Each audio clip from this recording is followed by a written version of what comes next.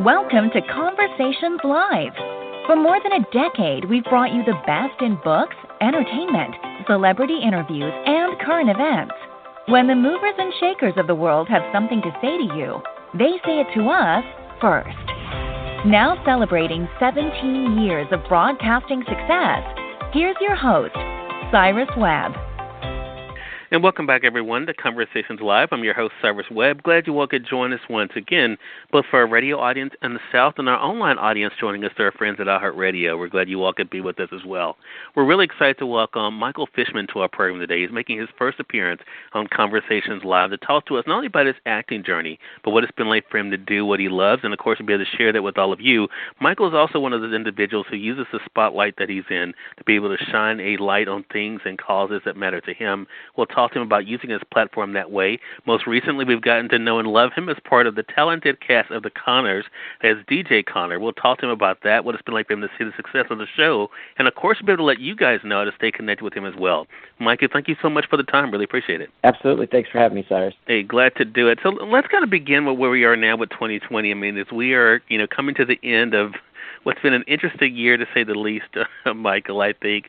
That to be able to have something that we can be able to come together to laugh with, to be able to enjoy like the Connors has been great for all of us. What has it been like for you to kind of be a part of, the comedic relief that all of us are able to have now with this show? Well, I think it's really important at this time. COVID-19 kind of changed a lot of things for people's lives. I was really lucky to get to quarantine with a family unit and have the people I love around me, and a lot of people weren't able to, but I have an older daughter that wasn't able to quarantine with us, and I have an older son who went back to college, so we're trying to transition to a semi-normal world, and I think there's all these pressures on people and pressures on family.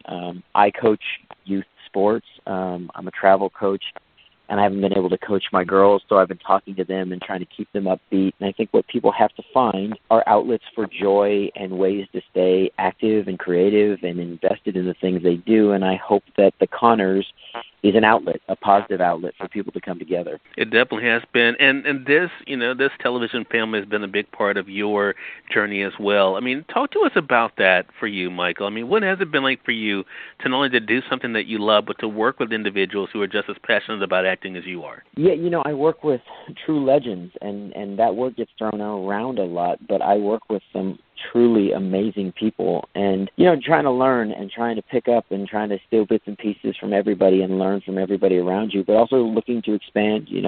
The Halloween episode was a special opportunity for people to kind of get a better view of what I can do as a performer and really dive into some deeper storylines, and that really is my passion. I'm a big advocate for a lot of causes, but I also really am a family-oriented guy, and I think that as someone who writes and directs and produces and has all these other projects that they're trying to bring to fruition, I want stories that connect with people kind of across all demographics, because I really think at our core, we all want the same things. We want to be able to feel valued, to feel loved, to support our friends, our family, and our coworkers, and to do meaningful work, and at the same time explore and enjoy our lives. I'm so glad you mentioned that about the other things, because we are so familiar with you, Michael, for the work you do in front of the camera, but even on a show like The Connors, being able to work, behind the camera as well.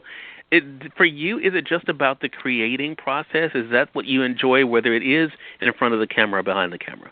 I think for me, it's a bit of everything. Acting is this beautiful physical exploration, and like in the Halloween episode, I get feedback from people that I made them cry or made them feel or they connected, and that's what they're struggling with. That's so humbling as a performer, is to be able to move people and share that visceral experience. On the technical side, directing allows you to help shape and build the technical world for people to see. And then as a writer, I get to create those storylines. I get to be the change I want to see in the world and share stories. For me, my writing partner and I, we write a lot about, a lot of characters and storylines that come from what would be considered, less utilized points of view, a lot more diversity. Inclusion is kind of our big thing in building community, because I want to see families that look like my personal family. It's not just, Hollywood, name dropping or lip service for me. For me, this is my family and what we look like.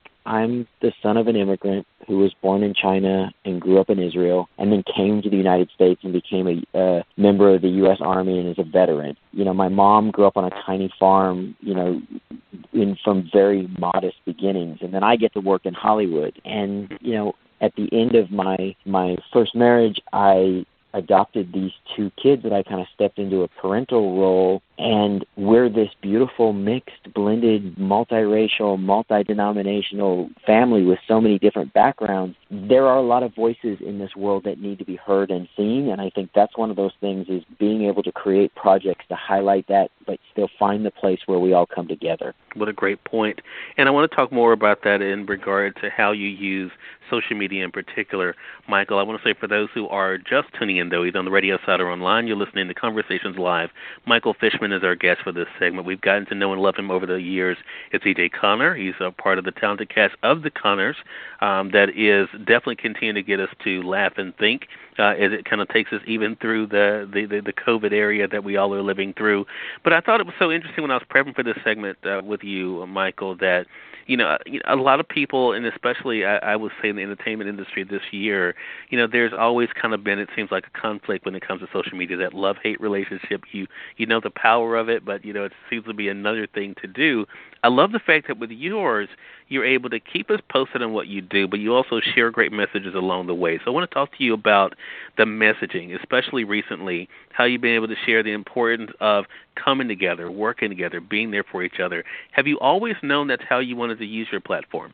Cyrus, I think you get a choice and a voice in everything you do, and my social media, I hope people realize, a lot of people create a persona or try to carry a character from their projects to their real world. I try to kind of drop all of that. I learned a long time ago, I can be me, and I can't be anybody else. And that's where I think people's worlds fall apart, is they've kind of produced this fake person, and then they have to live up to it. For me, I'd rather share who I authentically am, and I want people to see, there's successes, and there's lots of things that I love, and I'm a coach, and I'm a family man, and I have all these really wonderful parts, but I also struggle sometimes. So sometimes there are these days where I acknowledge struggling, and I am building all of these projects. So I really advocate for people to chase your dreams and set goals. So I think what people see, and I really try to engage on a personal level, is I want people to see a holistic person and understand the days you struggle, it's okay, because we all struggle. And then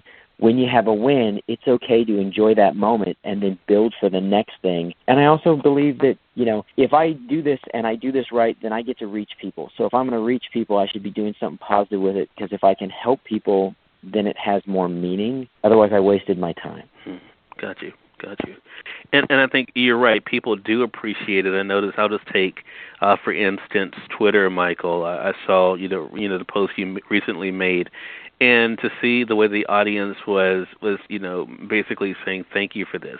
Thank you for not only, of course, sharing your gift, but also sharing these inspiring words, because I think we are in a time when we need that, and it is so important, especially when it comes to people who you look up to, people who have inspired you over the years.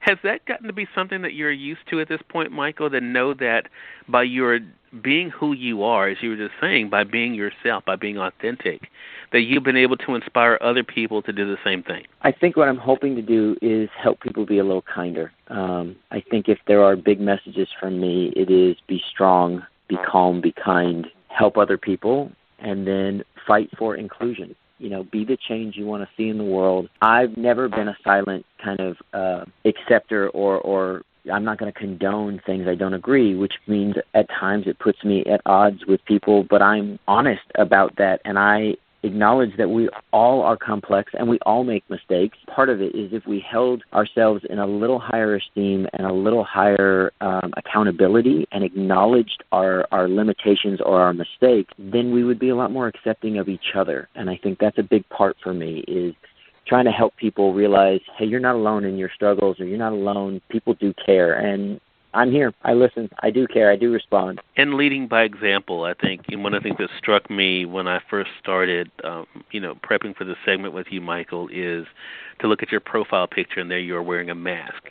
I mean, not preaching to anyone, but leading by example. And another post that I want to bring up that I think says so much, that I think is so important, is one that you posted again on Instagram. And the post said this: from sitting on the couch as a kid, following the crew, to learn every job, to leading from behind the camera, collaborating with those who taught and inspired me, dreams come true if you build for them. Of course, there you are sitting on the couch.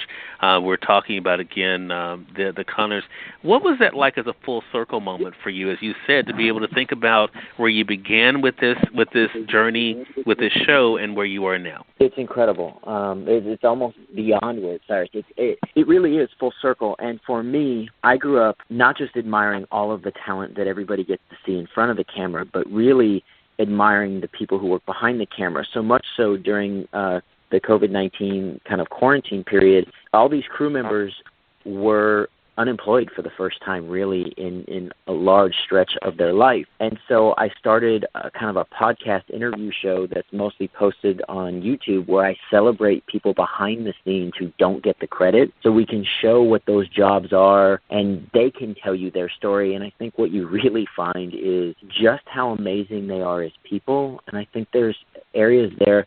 I do these last couple questions that I ask everybody, and listening to people talk about who they are and their legacy and what they want to leave behind, I think anybody can relate to. So for me, it's this beautiful thing of I want to spend the rest of my life making projects that help people, that impact people, that make you think, make you laugh, make you cry, move you in a positive way, but promote inclusion and progress us socially as a society where we see each other for who we are and at our core, as opposed to some appearance or party affiliation or some kind of belief system. What a great point, and what a great thing for all of us to be able to learn. Michael, I really appreciate you, and it's so funny hosting this show 6 days a week. You never know how things are going to work out, and I was so excited because now I can say you are our 90th guest of the month of October.